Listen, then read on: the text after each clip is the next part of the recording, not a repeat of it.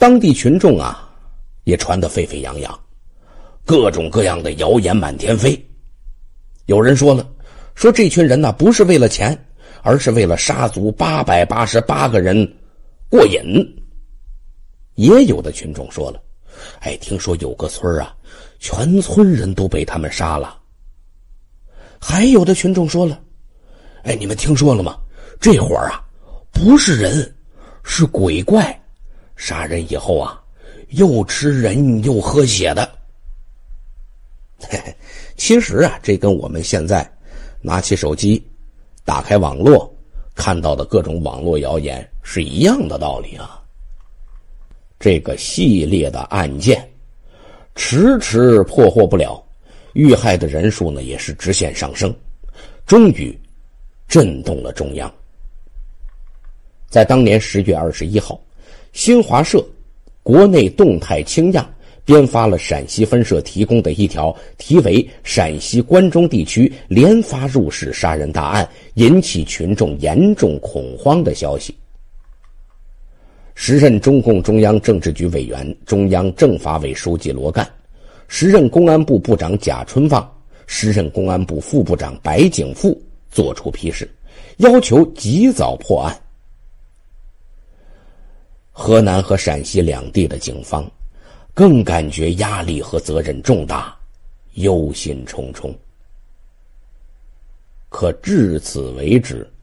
这两地的警方仍然是分别侦破，没有协同。也许是感觉风声太静，这伙歹徒啊蛰伏了3个月，躲过了警方严查的风头，随后又开始作案。1998年11月6号凌晨3点左右，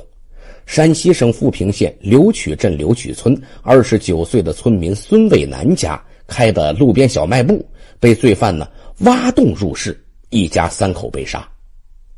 死者也都是被铁锤砸死之后切断脖子，女性死者还被奸尸。2天之后，11月8号凌晨3点左右，山西省蒲城县春林镇月光村吕振中老两口被杀死在自家的小卖部。面对这2起新的抢劫杀人案，山西警方心急如焚，他们很明白这伙歹徒还会作案。1天之后，这个案件终于发生了一些转机。11月9号凌晨3点，同样是在蒲城县东陈镇老铺村王金城家里边又发生了恶性抢劫案。歹徒从大门下边呢取掉门槛，钻入了院子里边，撞开东屋，拿着斧头、菜刀、木棍击打王金城的儿子儿媳妇的头部，把他们打成了重伤昏迷。55岁的王金城和老伴儿焦麦玲啊睡在西屋，听到动静之后刚起身开门，3名蒙面的歹徒一拥而上，迎头打去。1天之前蒲城县发生凶杀案的事儿已经传到这个村子了。王金城老人为了防身呢，在床边放了一根铁棍，这时候顺手抄在手里边，才去开的门。王金城老人呐，年轻的时候可是当过侦察兵的，一看这3个歹徒冲过来了，立刻挥舞铁棍和他们搏斗。王金城的老伴儿也是巾帼不让须眉，性格刚硬，一看嚯，这歹徒啊跟我丈夫打起来了，我跟你没完呢，抄起来板凳就开始拼命。这些歹徒虽然凶恶，但碰上不顾生死玩命的俩老人，居然也是无可奈何，5个人打成了一团，鲜血四溅。这时候呢，回娘家探亲的王家大女儿王红霞也被惊醒了。她冲出屋，发现父母被3个蒙面人围着乱打乱砍，父亲已经血流满面，王红霞别看是个女孩，想也没想，立刻投入了这场生死战。混战中，身材高大的王红霞拼死夺下了小个子歹徒的斧头，然后猛砍他的头部。这小个子惨叫一声，顾不上同伙和抢到的财物，是拔腿就跑。其他2个歹徒一看，嚯，这老头老太太再加上这闺女，这3口太狠了呀！也丢下2个老人跟作案凶器，仓皇逃跑了。这次搏斗中，王金城的儿子和儿媳妇头部重伤，万幸的是呢，都保住了性命。而王金城老2口都是受的轻伤，伤势不严重。陕西专案组接到报警之后，非常兴奋，认为破案有了转机了。有什么转机呢？这歹徒被砍伤了呀，那他一定得找医院或者诊所看病吧，不然恐怕性命难保啊。所以呢，警方加大了对河南、陕西各大医院和诊所的监控，希望能够一举擒获歹徒。可万万没想到的是，歹徒比警方想的还要狡诈和凶残，他们根本就没去医院治疗。11月18号凌晨1点左右，距离灵宝市玉林镇不过70多公里的灵宝市区边的尹庄镇月渡村的一个小诊所被歹徒撞门而入。歹徒强迫乡村医生赵旭伟为小个子歹徒治疗。由于治疗头部伤势，不可避免的会看到小个子的相貌。这伙歹徒又把赵旭伟一家3口杀死灭口，现场惨不忍睹。这样一来呢，警方使用数千警力在医院的布控完全失效了。1998年12月15号，河南宜川县白沙乡长岭村常庆斌夫妇被杀。12月16号和18号，河南省郑州市所辖的登封市大金店镇文村和新郑市薛店乡2个路边商店惨遭血案，都是店主被杀。可这3起案件又跟以往有不同的地方，就是受害男性的阴茎都在死后被割了，被当地疯传为割蛋杀手。由于之前歹徒没有在宜川县郑州市新郑市做过案，当地警方判断可能是情杀案件，或者是因为奸情杀人，没有想到会是这个系列案件。这伙狡猾的歹徒又成功地转移了警方的视线。1999年1月17号，陕西又传来凶讯，同样还是割蛋杀人，作案手段相同。这又有4起杀人案之后，公安部是非常震怒，一面命令专案组限期破案，一面派出公安部最优秀的刑侦专家赶赴现场，其中就包括大名鼎鼎的吴国庆。吴国庆分析河南和陕西2省系列案件，认为这绝对是同一个团伙所为，而且这个团伙绝对不简单。他经过繁杂的案卷研究和现场调查，得出了一些结论。第一，所有歹徒作案期间全都戴手套，没有留下一个指纹。现场发现一些擦拭痕迹，判断是有歹徒没留神，偶尔留下指纹，但是最后都被小心地擦掉了。这说明歹徒非常谨慎小心，这在系列串案中是很少出现的。第二，他们所有的作案工具和面具都是从受害者那儿获得的，让警方无法追踪。第三，目前为止没有任何一个活着的受害者看到他们的模样，所以没法制作模拟画像。第四，分工明确，其他2个歹徒不说话，说话的小个子主犯会各个地方的方言，让警方没法判断他们的籍贯。第五，在现场伪造足迹，大个子穿小鞋，小个子穿大鞋，让警方难以获得准确的足迹，甚至没法确定他们的人数。第六，作案时间很巧妙，他不是在夜间赶到作案现场，而是在白天。白天到村子之后呢，会选择没人的地方，一直潜伏到晚上作案，这是他们的高明之处。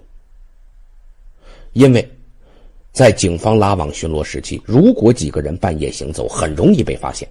可在白天呢，就大大降低了被抓的概率。第七，他们逃亡很有水平，处理完现场立刻快速撤走。这伙人行动能力很强，一个晚上就能走几10公里路，白天立刻乘坐汽车逃走，1天1夜就能逃到别的省份。第八，这伙人对于赃物的选择很谨慎，除了现金、金银首饰和之前的金沙钨丝，其他再值钱的也一律不拿。那么吴国庆认为，他们这么做的目的是尽量减少因为赃物被抓的概率。拿走的小东西即便在街边也可以随便卖掉，警察根本没法追查赃物的去向。第九，有一定的反侦查意识，杀人满门和割掉男性的阴茎都是伪装成仇杀和情杀案，误导警方的侦破方向。还有那个被杀死的同伙，可能是暴露了什么痕迹，立刻被他们杀死灭口。可见这伙歹徒啊，并不简单。第10，心理素质很好，杀完人之后敢在现场喝酒抽烟，甚至大小便之后才走，说明绝对是惯犯。专案组根据专家们的分析，改变了破案方式，立即就有了很大的收获。吴国庆呢，根据种种的线索判断，他认为之前警方犯了2个严重错误。第一，这是一个流窜多省的团伙，一定要多省联合办案，才会发现有效线索。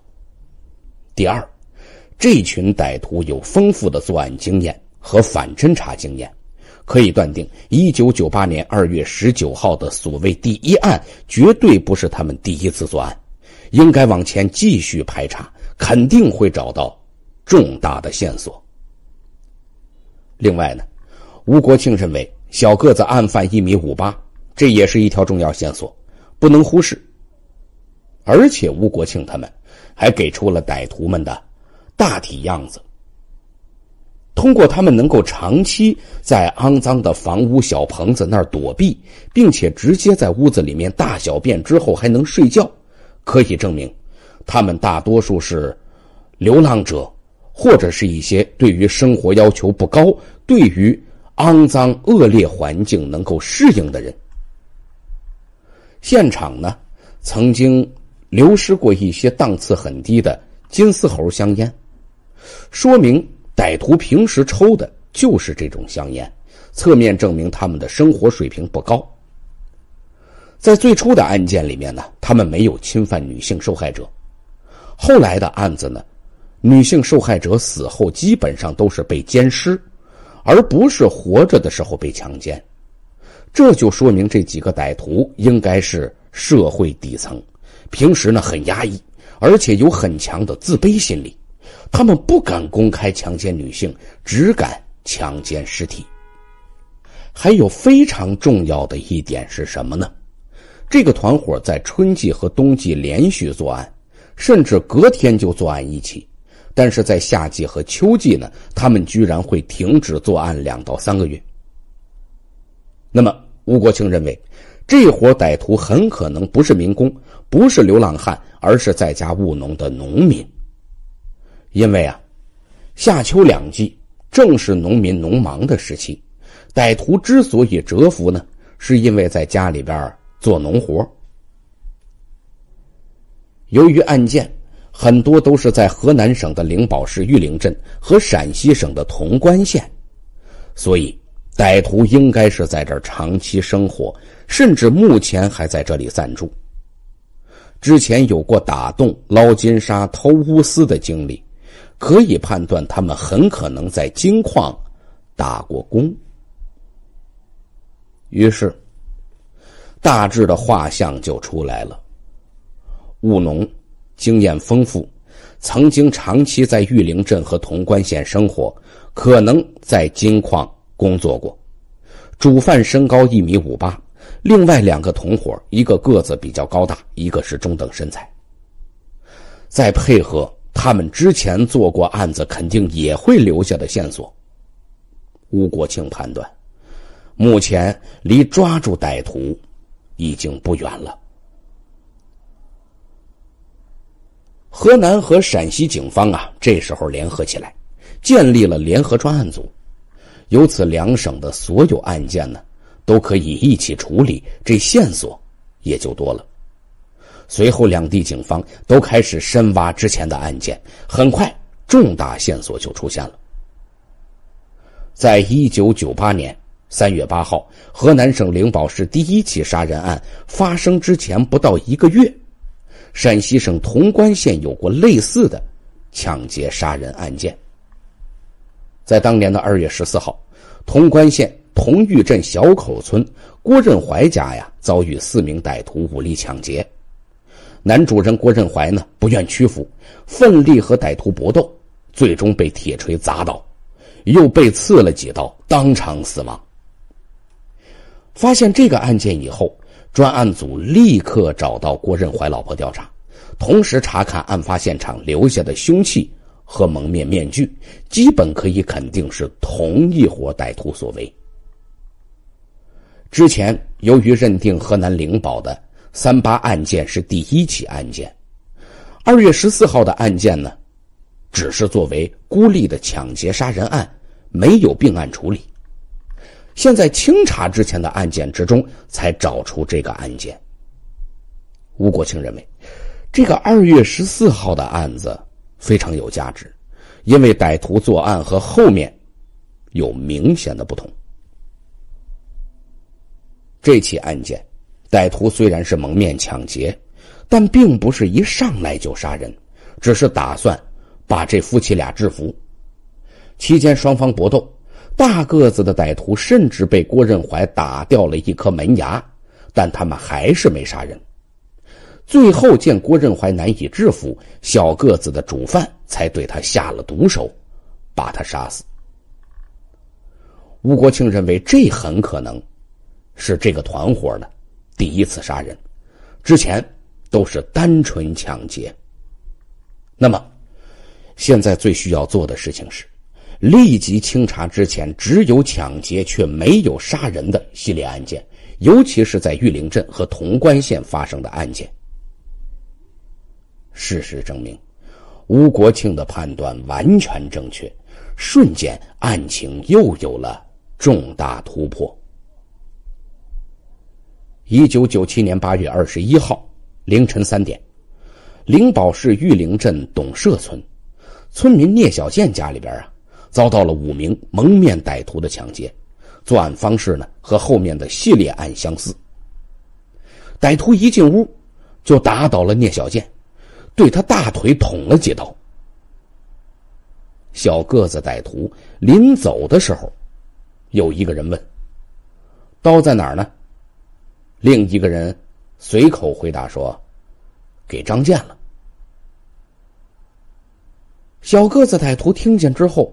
冲上来狠狠打了应答者1拳。吴国庆认为这个线索极有价值，像这种下意识的问答所说的名字很可能是真实姓名，于是要求把3年来在玉林和潼关一带流动人员中所有叫张建的人都排查一遍。结果很快就有了收获，确实有个叫张建的人可能做过抢劫案件。